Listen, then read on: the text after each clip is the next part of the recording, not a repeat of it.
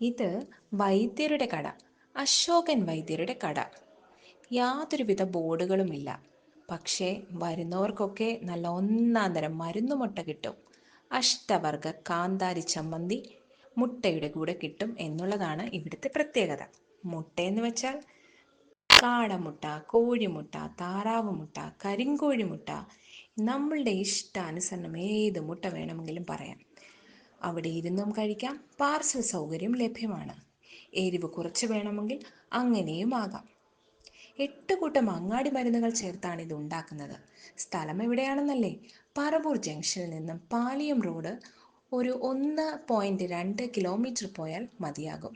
ഗൂഗിളിൽ വൈദ്യരുടെ കട പറവൂർ എന്ന് ടൈപ്പ് ചെയ്താൽ മതിയാവും. ശ്രദ്ധിക്കുക, വൈകിട്ട് 5 മണി കഴിഞ്ഞേ കട തുറക്കൂ. രാത്രി 10 വരെയാണ് ഉണ്ടാവുക.